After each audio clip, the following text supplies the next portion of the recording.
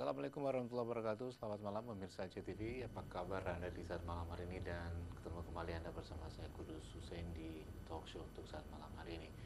Dan pemirsa, ada satu persoalan juga yang sampai saat ini juga masih banyak dibincangkan ya, dan juga mungkin menjadi PR buat pemerintah ke depan. Persoalan kapal batas, dan tentu hal ini yang bisa saja menjadi sebuah persoalan dan juga bisa menimbulkan konflik, terutama ketika menyangkut dengan harta kekayaan di wilayah mana yang sebenarnya masuk dan menjadi milik dari satu daerah atau dari kabupaten, antara kabupaten yang lain, atau dari satu kampung dengan kampung yang lain dan sebagainya. Dan inilah yang malam ini kita coba angkat dan coba kita diskusikan kembali bersama narasumber kita yang saya pikir juga sangat berkompeten untuk membincangkan persoalan ini sekarang. Dan untuk itu kita hadirkan 3 orang. Ada Pak Ramli dari Biro Hukum Sendaka PD. Assalamualaikum Pak Ramli. Ada berikutnya Bapak Tengku Abdul Hadi, Ketua Forum Mukim PD. Assalamualaikum Pak Hadi. Waalaikumsalam warahmatullahi Yang terakhir ada Pak Amiruddin. Amri Saldi SH, ya, ini Ketua Tim dari penyusun draft Perbub Jika MA Aceh. Ya. Dan beliau nanti kita akan juga banyak berbincang. Ini adalah penggagas dan juga untuk mendesak pemerintah untuk membuat sebuah peraturan bupati agar apa yang disebut dengan tapal batas ini menjadi jelas antara satu wilayah atau kampung dengan kampung yang lain. Sekali lagi ini terkait dengan bisa menimbulkan konflik ketika kita bicara tentang aset atau kekayaan daripada sebuah wilayah tersebut, baik di hutan maupun di tempat-tempat tertentu. Saya ingin ke Pak Ramli lebih dulu. Pak Ramli, bicara secara hierarkis ya, artinya secara hukum tentu pembagian wilayah ini kan di Aceh juga punya yang sangat spesifik. Kalau kita kembali lagi ke zaman Kesultanan juga sudah diatur ya, dulu ada Ule Sago, ada Mukim dan seterusnya. Nah sekarang ini seperti apa sebenarnya peraturan tentang tata pemerintahan di kampung seperti itu? Terima kasih. Terlebih dahulu mungkin kita kembali dulu Mukim, asal usul Mukim. Asal usul Mukim adalah intinya dia dari Kesultanan Aceh dahulu. Jadi dalam, kalau istilah kami dari hukum itu adalah hukum tata negara adat. Artinya sejak dulu itu sudah ada di dalam ketatanegaraan di Kesultanan di sana udah dulu. Di situ ada Sago, ada Ule Balang, ada Imam Mukim, ada Gampung. Kemudian sesudah kemerdekaan mungkin secara ini ada masa kehilangan masa Mukim itu masa Orde Baru. Artinya masa Orde Baru itu adalah dikeluarkan satu undang-undang oleh pemerintah Orde Baru yang sama sekali serata atau struktur Mukim itu dihilangkan. Artinya kita dari kecamat langsung ke desa. Itulah undang-undang pemerintah desa. Adalah undang-undang nomor undang-undang nomor 9 tahun 1975. Artinya kita melihat meskipun di dalam undang-undang tidak tercantum, namun Mukim itu sangat eksis, masih sangat eksis di Aceh ini.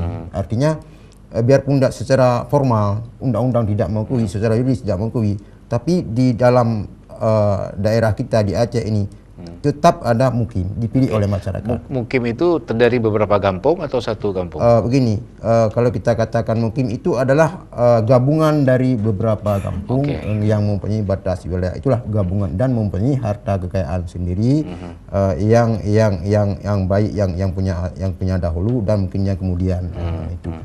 Kemudian sesudah reformasi intinya di dalam Undang-Undang Dasar 1945 pasal 18B, di situ sudah diakui masyarakat hukum adat. Artinya kemudian lahirlah kita Undang-Undang Nomor 8 salah saya tahun 2001 tentang otonomi khusus. Kemudian lahir Undang-Undang Nomor 11 2006 tentang Aceh. Jadi di Undang-Undang Nomor 11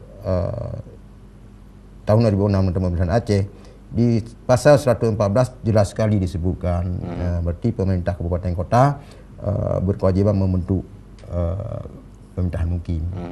Demikian. Ya.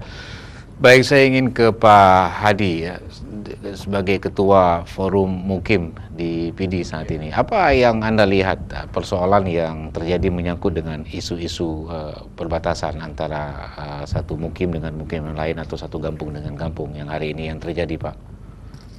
Berkenaan dengan batas wilayah antara mukim, antara kampung, antara kecamatan, malah antara kabupaten, termasuk malah antar negara kan. Jadi ini bukan hal yang aneh, tetapi real nyata di depan kita. Menyangkut dengan persoalan tata batas wilayah ya. di wilayah mukim. Dalam hal ini terjadi pengkaplingan ketika ada unsur-unsur yang berkenaan dengan keuntungan, apalagi seperti sekarang mencuat dengan ada yang patung, iyo, ataupun ada pengambilan pasir. Pokoknya hal-hal ketika hal tersebut bersifat ekonomis, maka masyarakat satu wilayah akan mengklaim bahwa wilayah inilah wilayah kami. Nah, maka dalam hal ini tidak ada wilayah yang tidak terjadi kasus pengkaplingan karena disebabkan tanda batas wilayah yang adalah tanda batas alam, bukan tanda batas wilayah yang telah artinya batas satu kampung, batas satu mukim, batas satu kecamatan itu masih dengan misal sungai ya, atau bukit dan seperti itu. Nah, itu yang biasanya menimbulkan konflik yang seperti apa dengan batasan-batasan seperti itu. Jadi contohnya misalnya seperti yang Anda katakan ya, ada harta kekayaan dari sekarang ini mungkin lagi boomingnya masalah batu gio dan sebagainya ya. Itu yang sudah ketahuan. Mungkin ada lagi di dalam itu lebih banyak lagi yang belum ketahuan. Tadi Pak Ramli juga menyinggung soal itu. Nah, selama ini Pak sebagai Anda mungkin sebagai ketua forum mungkin tentu kan banyak masukan-masukan dari berbagai mukim atau masyarakat kampung. Apa yang sering terjadi persoalan sekali lagi di selain dari batas masalah persoalan apa namanya tadi dengan tanda alam ya, batas-batas alam seperti itu. Di persoalan yang dengan tanda batas yang kita kembali kepada persoalan tanda batas yang tidak jelas. Dengan tidak ada tanda batas yang tidak jelas tersebut, maka pemerintah Kabupaten PD berdasarkan informasi yang masuk, termasuk dari forum mukim Kabupaten PD dan juga yang difasilitasi oleh JKMA. Dalam ini persoalan di depan real bahwa terjadi persoalan tentang tanda batas.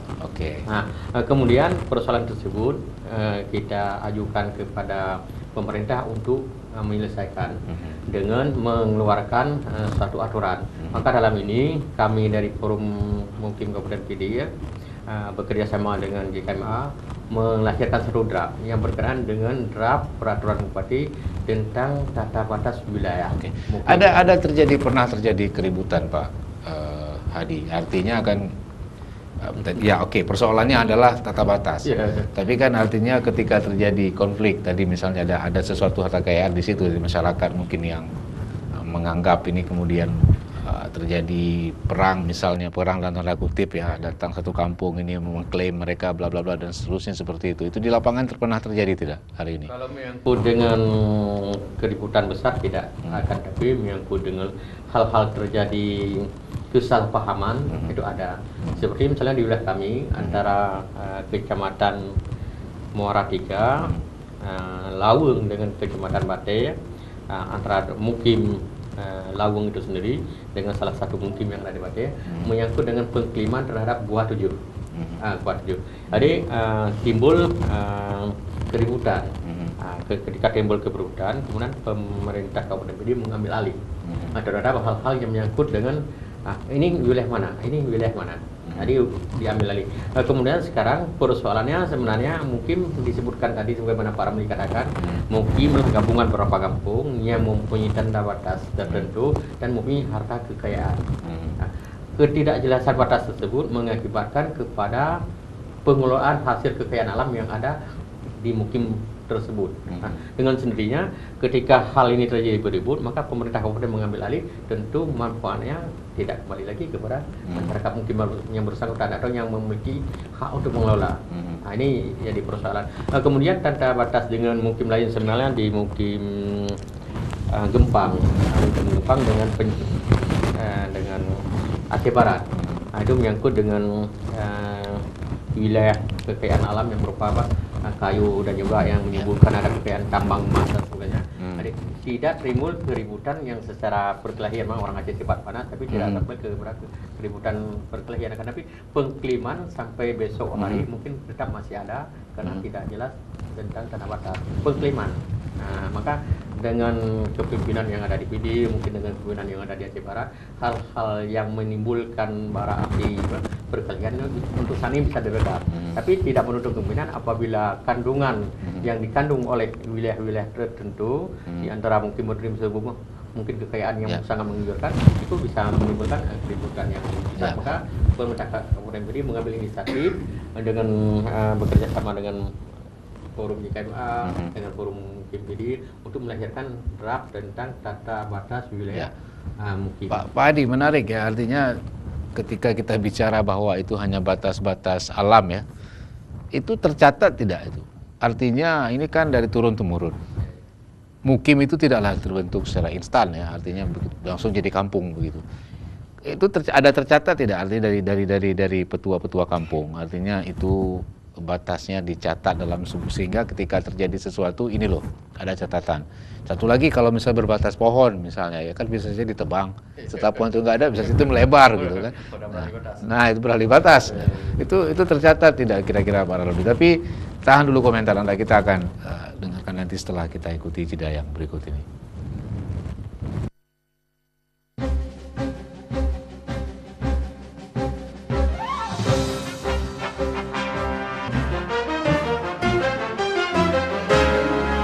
Ya pemirsa, kita sudah memasuki segmen kedua di talkshow malam ini, dan seperti biasa di segmen kedua ini kami juga mengundang Anda untuk berpartisipasi di line telepon kami yang bisa Anda lihat di layar kaca Anda sekarang. Ke Pak Hadi langsung, saya pikir kembali ke pertanyaan saya Pak Hadi ya. Jadi sekali lagi bahwa ini mungkin secara adat saja dulu mungkin perbatasan itu ya, jadi tidak ada catatan-catatan khusus yang tersimpan oleh petua-petua kampung atau petua adat, sehingga juga seperti saya katakan tadi ketika bicara batas bisa sungai, pohon, tapi ketika itu terjadi sesuatu proses alam dia bisa melebar atau malah batas itu menjadi lebih jauh atau satu kampung jauh, satu kampung menjadi lebih sempit ya. Itu seperti apa itu kalau kita lihat dari realnya yang seperti Anda temukan di lapangan, kasus-kasus yang seperti itu? Menyangkut dengan persoalan tata batas wilayah, karena mukim sebagai lembaga pemerintahan dan juga sebagai lembaga adat, persoalan teknis di lapangan biasanya diceritakan secara turun-temurun dari orang tua, dari kakek kepada anak-anak, kepada cucu dan sebagainya. Maka termasuk menyangkut dengan tata batas wilayah, batas-batasan ini adalah berdasarkan cerita.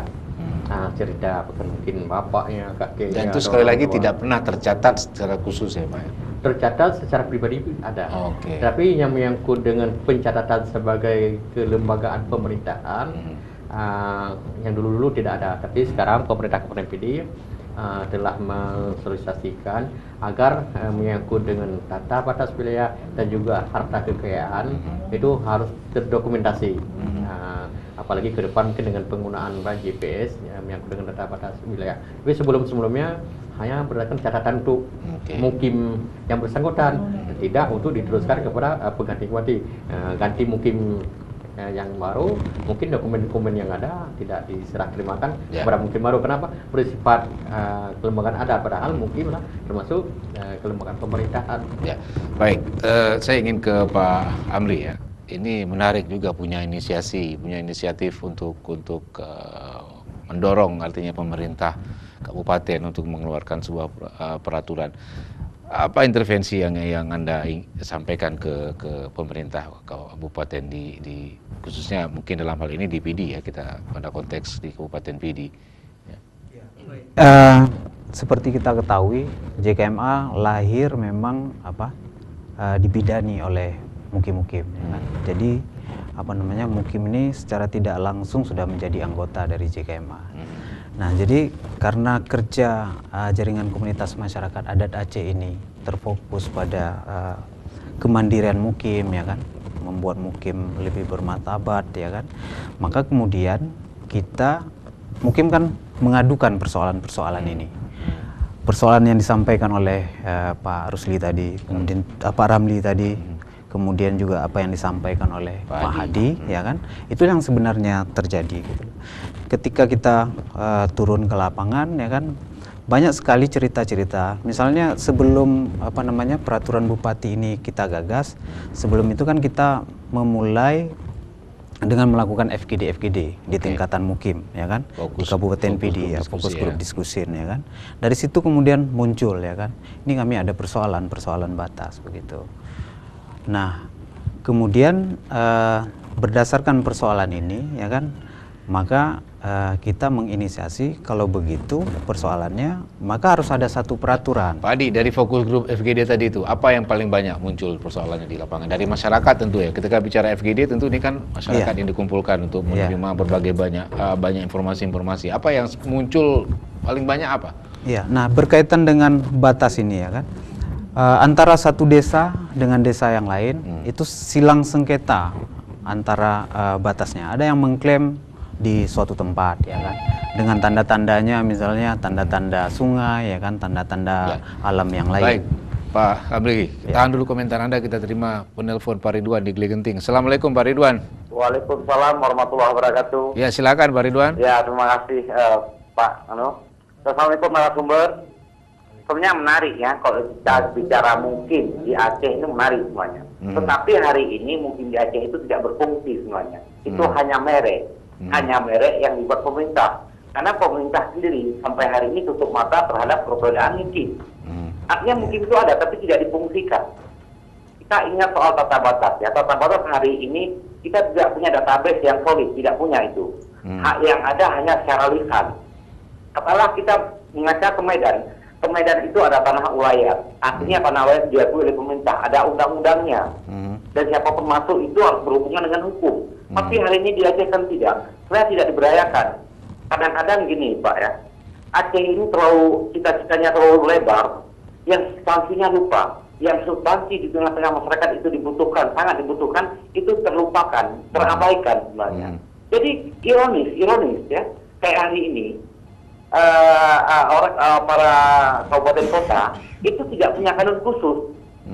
Hari ini tidak punya kanun khusus. Lalu apa yang kita wariskan ke anak cucu kita semuanya? Hanya tingkat kelola gampung, istilahnya mungkin itu tidak terkelola dengan profesional artinya. Kan sebenarnya ngambang semua hari ini. Kita ngomong bukan bla bla bla bla, tapi kalau hasilnya nihil. Tapi andai kata pemerintah itu memang mendengar dan pemerintah itu jeli, cobalah kita berangkat dari sebuah desa, kita bina desa berikut mungkin terus kecamatan. Karena sebenarnya trisula pembangunan itu ada di pedesaan sebenarnya. Tapi yang itu benar lagi ada yang buka. Lagi saya belum ngapain tadi.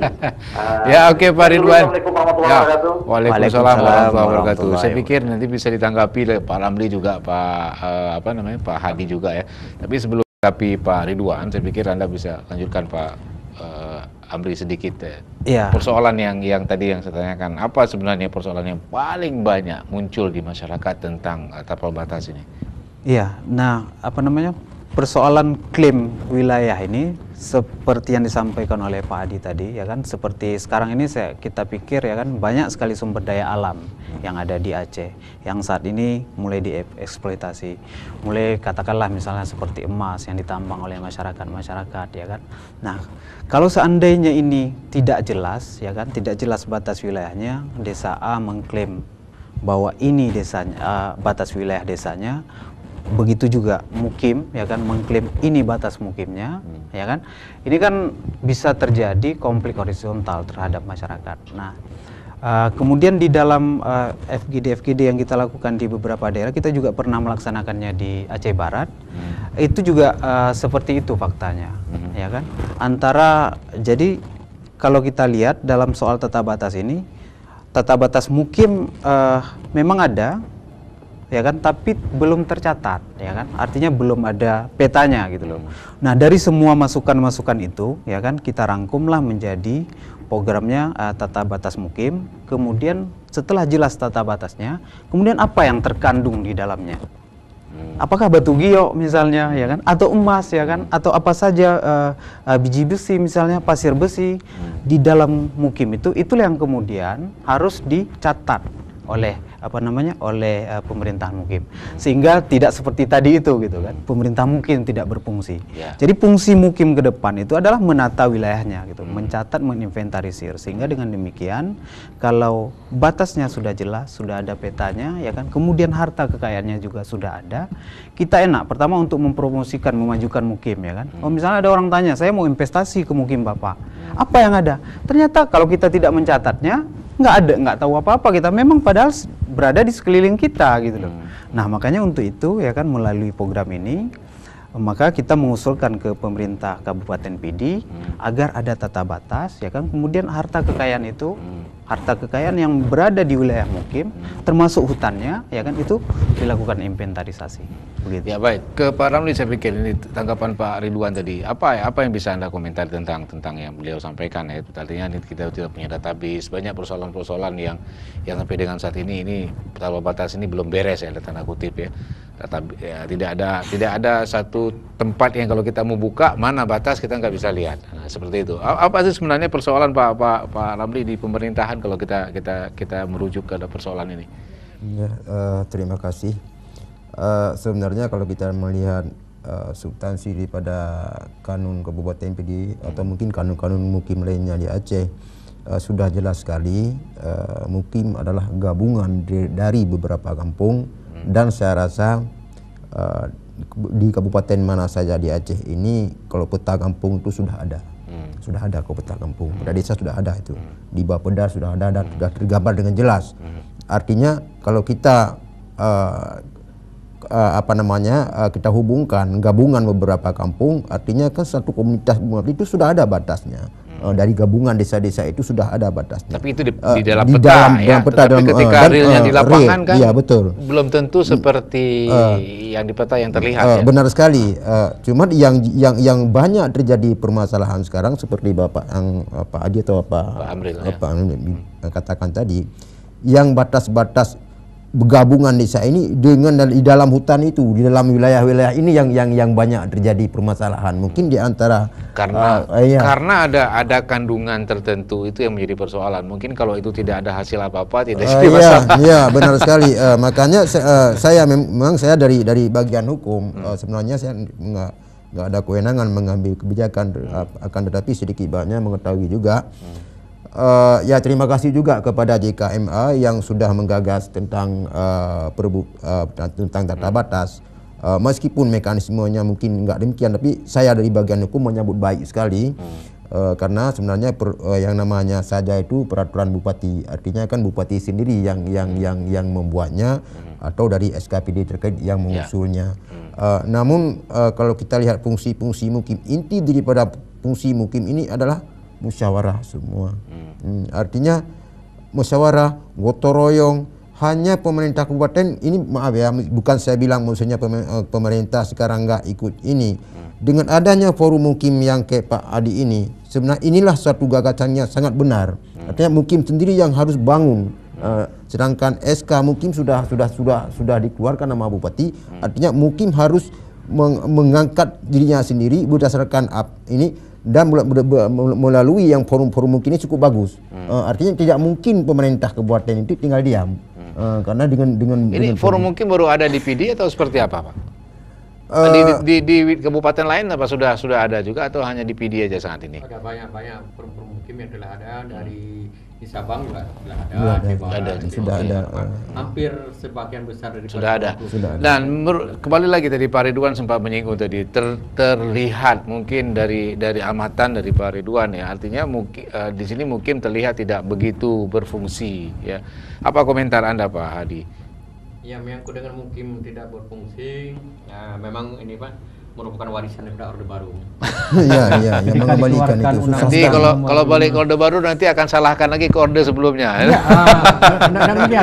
demikian. Karena 32 tahun itu lama sekali. 32 tahun lama sekali, menghilangkan itu cukup lama. Artinya kita mengembalikan itu bukan semudah membalik telapak tangan, apalagi anak muda sekarang itu. Makanya kita pelan-pelan sekali dari forum mukim ini sudah sangat benar. Dan mungkin pemerintah nggak bakalan diam.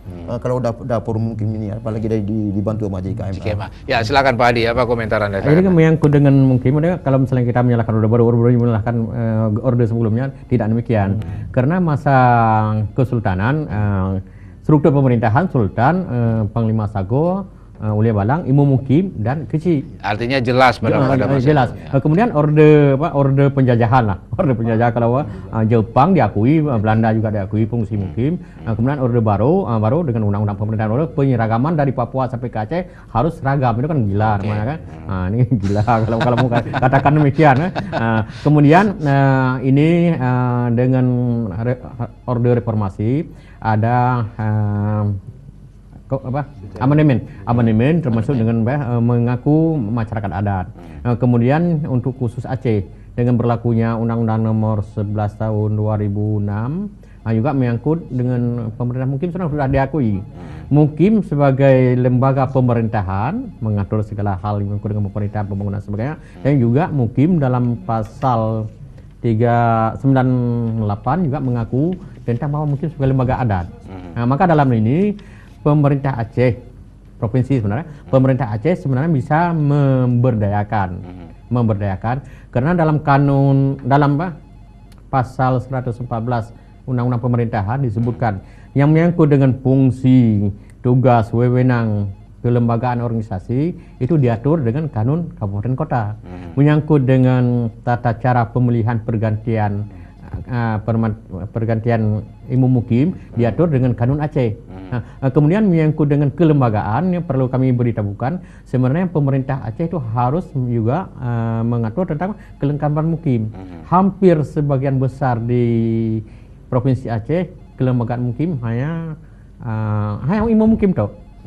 Yang lain padahal ada lembaga Mukim, ada sekretaris Mukim, kemudian ada Tohaput Mukim, termasuk lembaga-lembaga adat yang membawa di bawah Mukim. Seperti menyangkut dengan di kota ada namanya Hari Pekan. Ya.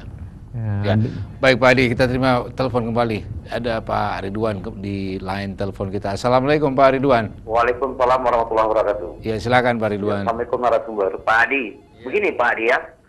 Kalau menurut keterangan Pak Adi memang kadun itu semua ada. Cuma sekarang kita bicara implementasi. Aceh kan istimewa, kekhusus dia, daerah khusus dia ada istimewa, otonom. Jadi sebenarnya soal pembangunan desa memang kalau ukur pembangunan nasional itu ada di desa sebenarnya, barometernya di desa. Desa terangkat artinya nasional juga terangkat. Jadi statistiknya di desa. Tapi hari ini pemerintah kabupaten peduli atau tidak? Tapi pada faktanya Pak Adi tidak peduli sama sekali semuanya. Hai peduk mungkin kahai peduk karena difungsikan sebenarnya. Jadi ada keputusan mungkin itu dimarginalkan. Itu baik di pihak kecamatan dan kabupaten dan masyarakat itu sendiri sebenarnya. Masyarakat nggak salah juga karena memang tidak diberdayakan oleh kecamatan, oleh kabupaten semuanya. Ada SK mereka, ada SK, ada kantor, ada Honda, malah Honda dinas. Tapi fungsinya apa? Selama ini kan masih kabur semuanya. Jadi kalau hari ini kita mau membangun Aceh, bangunlah mulai dari desa, tata kelola desa itu, tata keramanya ada di sana semuanya.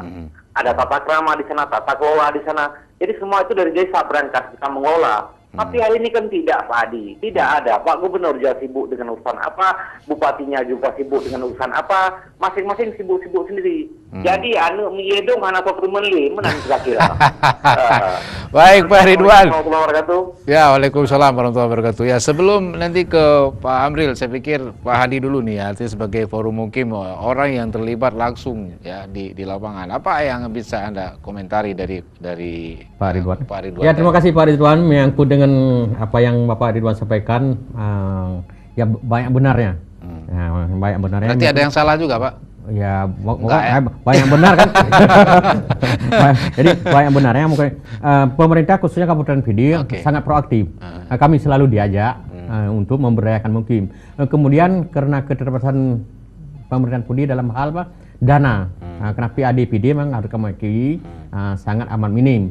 Kemudian dalam ini kami selalu berupaya agar pemerintah provinsi mengambil alih untuk memberdayakan Mukim. Kalau pemerintah yang dulu, bukan kita semuakan Irwandi dalam hal pemberdayaan Mukim. Saya harus angkat jempol pada Pak Irwandi yang dengan pemberdayaan Mukim. hampir 3 bulan 2 kali atau sekali itu diundang kami mukim. Tapi untuk pemerintahan sekarang dari dulu sampai sekarang itu belum ada apa undangan khusus untuk. Itu seperti kata Pak Ridwan tadi kan, mukim sendiri, gubernur sendiri. Ya, Pak. Jadi sampai saat ini belum ada. Jadi IMU mukim sendiri belum diberdayakan, apalagi struktur pemerintahan mukim. Ada sekretaris lembaga-lembaga, ada panglima laut, Kejuremblang, Panglima Uten dan sebagainya, apalagi mereka. Kalau dari Kabupaten PD sendiri seperti apa perhatian pemerintah hari ini, Pak Hadi? Kalau pemerintah kemudian setiap ada hal yang menyangkut dengan pemberdayaan masyarakat, pemberdayaan kelembagaan adat, kami selalu diajak. Kemudian kami juga dengan koordinasi mengatakan selalu bersedia membantu meskipun kami Oke. Pak Hadi, secara personal Anda pasti juga pernah jadi mukim ya. Artinya sebelum Anda diangkat menjadi ketua forum mukim, apa yang sebenarnya yang Anda hadapi ketika menjadi mukim, khususnya ketika Anda berhadapan dengan pemerintah kabupaten? Ketika kami menghadapi dengan pemerintah, jadi keterbatasan sumber daya mukim itu sendiri dalam hal yang menyangkut peningkatan kapasitas. Mukim udah banyak sarjana, malah ada yang S2. Kalau di PD ada yang S2.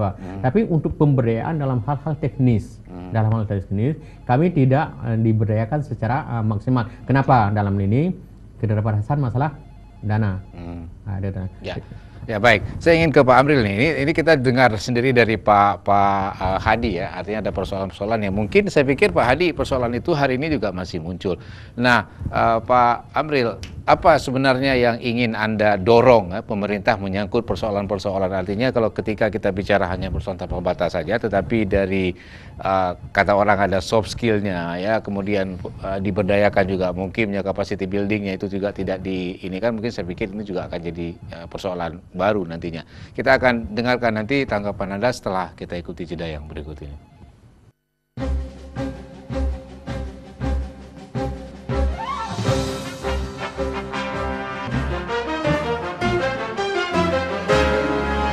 Ya, terima kasih pemirsa, Anda masih bersama kami di Talkshow saat malam hari ini, dan juga di segmen akhir ini kami undang Anda untuk berpartisipasi di line telepon yang bisa Anda lihat di layar kaca Anda sekarang.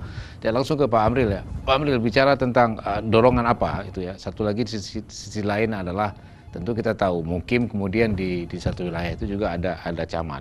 Nah, ini juga ketika nanti bicara tentang tapal batas, ini juga jadi persoalan. Selain persoalan antara mukim dengan camat, persoalan yang baru lagi juga akan bisa muncul.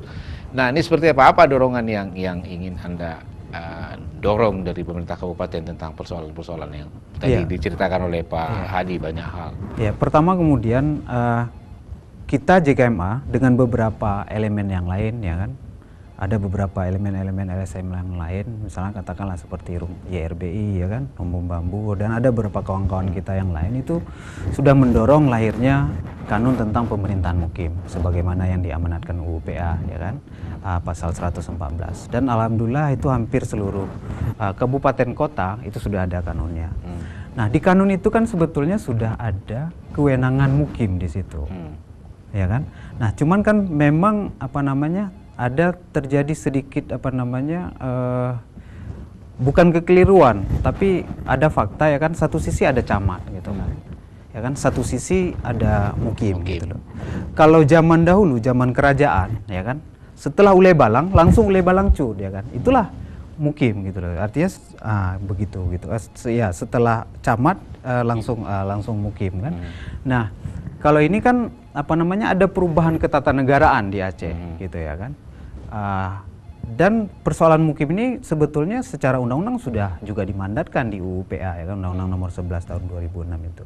Nah, makanya saya pikir mungkin mari kita berpikir bersama-sama ya, seluruh elemen masyarakat Aceh, karena tidak ada di tempat lain mukim, hanya ada di Aceh. Nah, oleh sebab itu kan kita mengundang seluruh masyarakat untuk ikut terlibat dalam memberdayakan mukim ini. Nah, mungkin memang ada beberapa hal ya, ada beberapa pemikiran ya kan. Ada yang memandang bahwa kewenangan camat dengan kewenangan mukim ini mesti harus jelas garis batasnya itu di mana. Ya kan? Hari ini seperti apa kondisinya Pak Amril? Kewenangan antara camat dan mukim itu apakah bentrok atau mungkin seperti apa? Iya, nah kalau di kanun kabupaten kota itu rata-rata menyatakan bahwa Mukim ini kan koordinator dari kampung-kampung. Di bawah camat itu jelas diatur. Ya kan? Nah, tetapi makna di bawah camat ini, kewenangan di bawah camat ini yang mesti harus kita benarin, ya kan? Kita luruskan. Apa kewenangannya? Jangan selama ini faktanya misalnya ada mukim yang suruh diantar surat oleh camat kepada kecil-kecil. Sayang sekali begitu loh. Memang di bawah camat, tapi fungsinya bukan untuk antar surat begitu. Jadi maksud saya sebetulnya ada beberapa peran-peran yang bisa dibantu gitu kepada mukim, dilimpahkan kepada mukim. Misalnya katakanlah soal pencatatan tanah.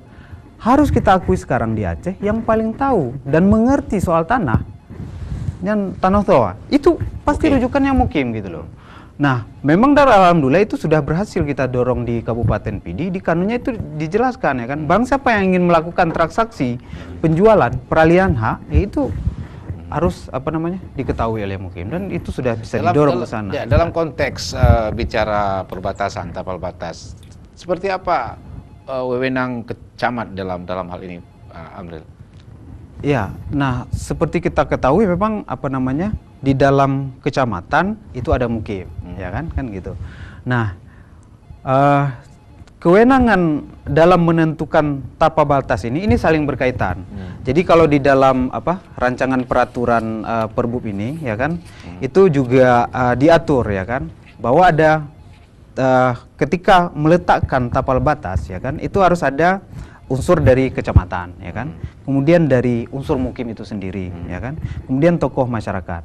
Nah, kemudian ya kan unsur teknis yang lain, ya kan, misalnya bagian pemerintahan kabupaten, ya kan, Bapeda, kantor pertanahan, karena kemudian kantor pajak bumi dan bangunan dan dinas teknis lainnya seperti pekerjaan umum, kehutanan, perkebunan, kelautan dan perikanan. Sehingga kenapa seperti itu, ya kan? Kenapa seluruh unsur ini mesti harus dilibatkan?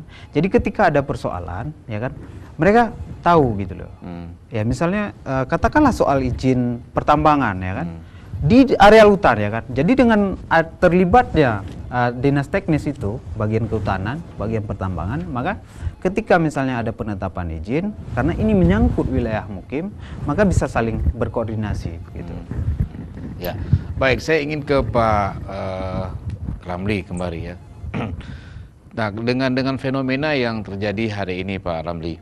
Jadi tadi kita kembali lagi beberapa kali kita menyinggung bahwa sepertinya kalau kita kembali ke model yang dibawa oleh sistem kesultanan dulu itu sangat ideal saat ini untuk di Aceh. Ada upaya pemerintah hari ini untuk mengembalikan itu, dan kita kan punya satu istilahnya surat sakti atau senjata sakti UUPA itu kan. Ya, seperti apa ini kira-kira dari pemerintah? Terima kasih. Sebenarnya kalau kita berbicara hierarki peraturan perundang-undangan dulu ya. Arti perda pemerintah kabupaten kota itu kan stratanya kan di bawah sekali.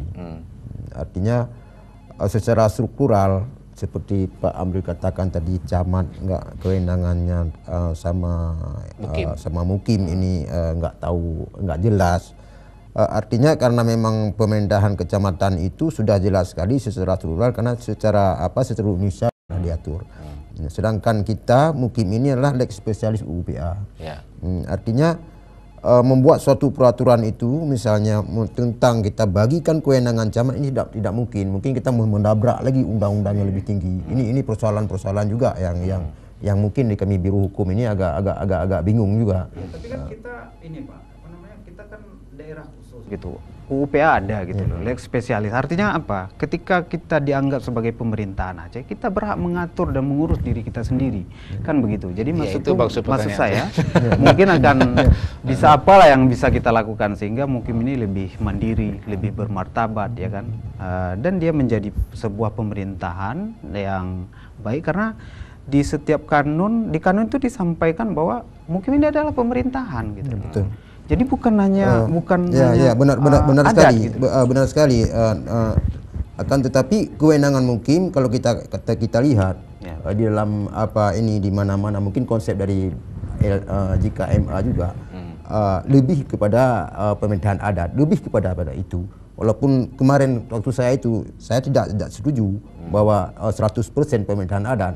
Karena saya sudah melihat ada hal-hal tertentu di fungsi mukim itu secara modern bisa juga diterapkan. Artinya sengketa-sengketa yang terjadi di dalam wilayah mukim itu sebenarnya tingkat mukim kalau kita kaji itu tingkat banding. Misalnya di kampung itu tidak selesai, dia dari kampung itu dibawa ke pemukiman, jadi tingkat banding. Putusannya itu final mengikat.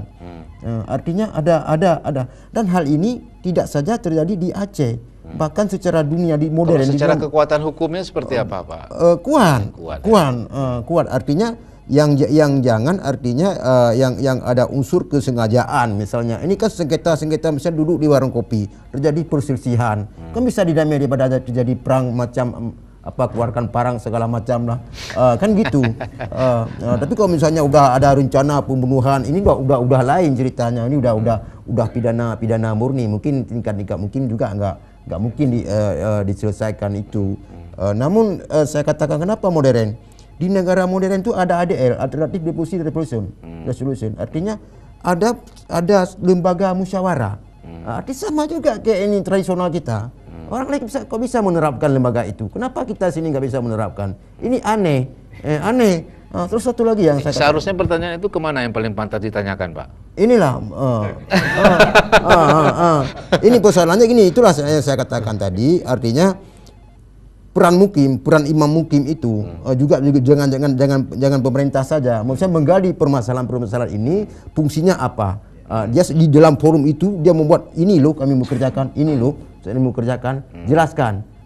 Kami di pemerintahan ini yang tidak tahu semua secara ini, kan bisa menerapkan, bisa mengaplikasi dalam peraturan. Paling kurang dalam peraturan bupati. Jadi kan sudah jelas. Artinya dari forum-forum dari mukim inilah yang nanti lahir yang bisa difungsikan terlebih dahulu, mungkin dengan dana yang agak minim. Inilah misalnya kayak gitu. Oke, saya ingin ke Pak Amril. Ini lagi-lagi sekarang kita dan aspirasi katanya nggak jadi ya. Pak Amril, ini wacananya apa nih bicara perbatasan sekali lagi? Ini kan tadi kita masih pada konteks bahwa batasan itu hanya pada batas-batas alam ya, sungai, pohon, gunung, dan berbagai bukit dan sebagainya. Apa ke depan wacananya yang untuk didorong pemerintah? Batas itu menjadi apa? Tembok kah atau seperti mana? Iya, saya pikir menyangkut dengan batas ini, pertama memang harus diperjelas antara batas mukim yang satu dengan mukim yang lain, ya kan. Nah setelah itu di sini juga diatur bagaimana mekanisme menjaga batas itu. Nanti ada pembuatan pilar mukim misalnya, ya kan. Di sini juga kita usulkan diatur misalnya kalau dia berbukitan, ya kan, bagaimana meletakkan pilarnya begitu, ya kan. Kemudian misalnya batas mukim itu berada di sungai, ya kan. Bagaimana cara meletakkannya? Jadi setelah jelas batas, kemudian ada pilar, kemudian yang kedua yang ingin kita dorong agar ada peta mukimnya gitu. Oke. Sampai saat ini kan belum ada atau belum ada, hanya beberapa daerah tertentu. Nah, di dalam program yang kita laksanakan ini, insya Allah kita menerapkan apa yang kita sampaikan itu, ya kan. Kita juga sudah misalnya kalau di PD itu di Mukim Kunyit dan Bengga, kita sudah melakukan pemetaan partisipatif, ya kan, dengan mengajak masyarakat, kemudian tua kampung, mereka kemudian rapat berkumpul. Kemudian sesama pengakuan terhadap sesama mukim bahwa udah betul, ini batas A, ini batas B, ke sini. Nanti kedepannya mungkin sebenarnya banyak hal ya. Jadi kita hanya pada konteks masih bicara perbatasan ya. Artinya sebenarnya ada persoalan tadi sudah muncul banyak persoalan kejelasan dalam mungkin sama dan bla bla bla. Artinya ini masih banyak sekali persoalan. Tapi hari ini kita masih bicara pada konteks ini. Nah. Artinya sekali lagi Pak Amril, nanti berarti akan ada pilar ya, yang menjadi sebuah batas. Balik lagi tentu persoalan muncul bagaimana untuk membangun pilar itu. Jadi inilah yang kemudian jadi persoalan baru dan saya ingat jadi tembok Cina nantinya sepanjang ya baik. Tapi sayang sekali waktu kita ini sudah sangat terbatas, ya sangat sedikit, kita sudah berada di penghujung. Tapi minimal saya pikir inisiasi ini patut kita beri apresiasi, ya. Artinya mudah-mudahan ini bisa terwujud, ya. Mungkin dari teman-teman JKMA, ada Pak Ramli di sini, ada Pak Ali, apa ingin suara daripada masyarakat, saya pikir juga untuk kebaikan kita bersama. Pak Amril, silakan closing statement Anda di saat sekarang. Ya, saya pikir penting bagi pemerintah, ya kan, untuk menata kembali tentang pemerintahan mukim ini, ya kan. Kemudian kita mengajak seluruh masyarakat, ya kan, pemerintah sendiri, ya kan, baik di provinsi, kabupaten, ya kan, kemudian kecamatan haruslah memiliki kepedulian sehingga apa namanya kenebah Hindatu, mukim ini kenebah Hindatu, saya pikir, ya kan, kenebah apa namanya sejarah ini, ya kan, tetap berlanjut begitu. Mungkin demikian. Ya, baik Pak Amril. Pak Adi, silakan closing statement Anda, Pak.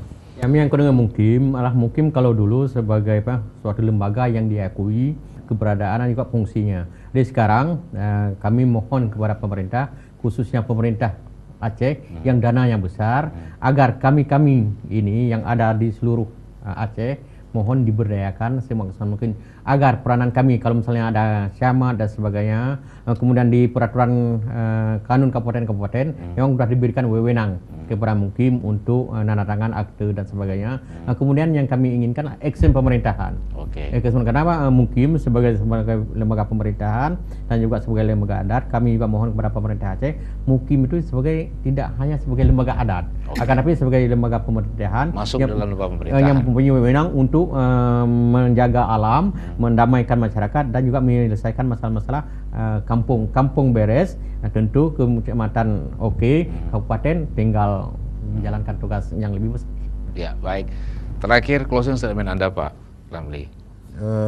Kalau saya secara pribadi, mungkin selama ini apa yang saya lihat, saya sangat senang sekali dengan terbentuknya forum mukim ini. Artinya aspirasi daripada mukim-mukim ini disalurkan melalui satu pintu dan dibantu oleh JKMA, dan insya Allah saya rasa pemerintah Kabupaten Pidi tidak akan tinggal diam.